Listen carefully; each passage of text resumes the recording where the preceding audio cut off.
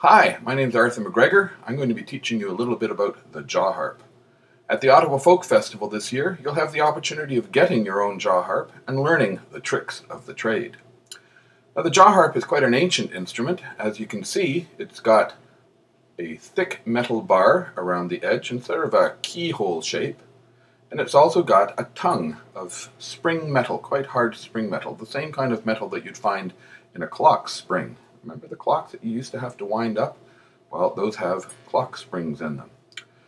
Now, a jaw harp has one note, the note of the tongue. We call this the tongue. How do you get all kinds of other notes out of an instrument with one note? Well, you use your mouth as a sound chamber to get the overtones and the different suggestions of notes.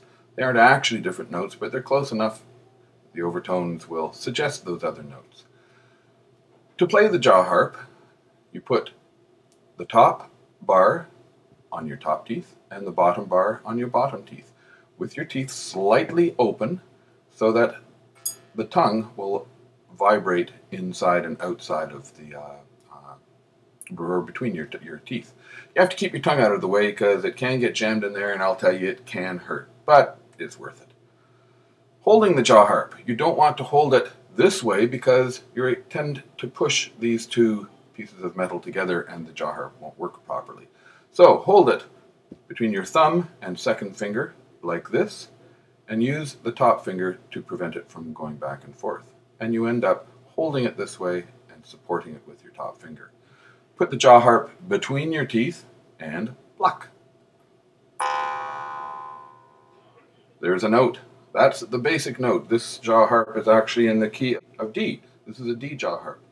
Often jaw harps are not pitched. The ones that you buy for $4 or $5 from the Folklore Centre won't be specifically pitched, but they all tend to sound, the ones that you buy in the $4 to $5 range all tend to sound approximately in the same key.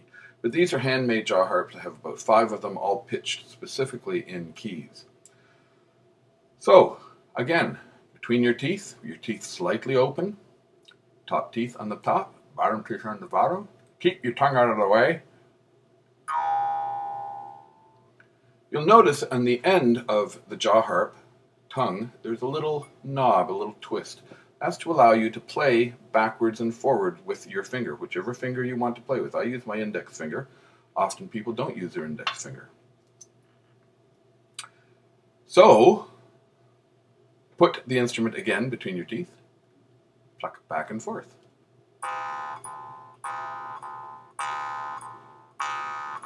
Speed it up. Add a little rhythm with your finger. Rhythm's an important thing in all aspects of music.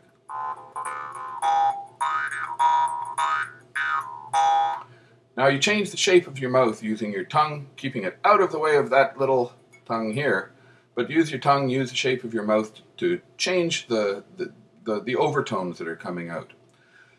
The next thing to make the jaw harp sound really nice is to breathe very hard in and out. Now you have to be careful you don't breathe too hard or you tend to pass out, and with a piece of metal in your mouth can be dangerous. Dangerous instrument this. So breathe hard in and out while you're plucking back and forth, and this is the sound you get.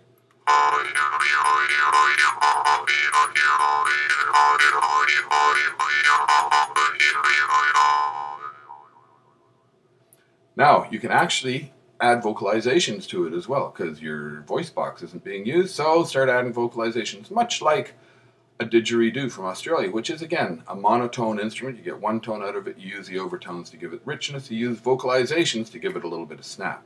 Something like this. Ow. Ow.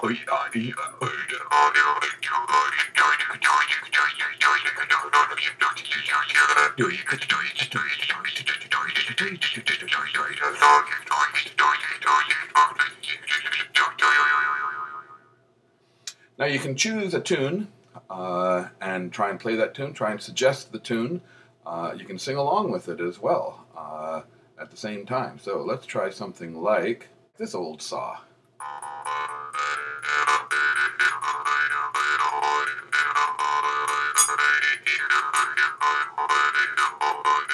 I had a dog and a name not Lou. I had a dog and a name not Lou. I had a dog and a name not Lou. That's a $2 ticket to the dark too.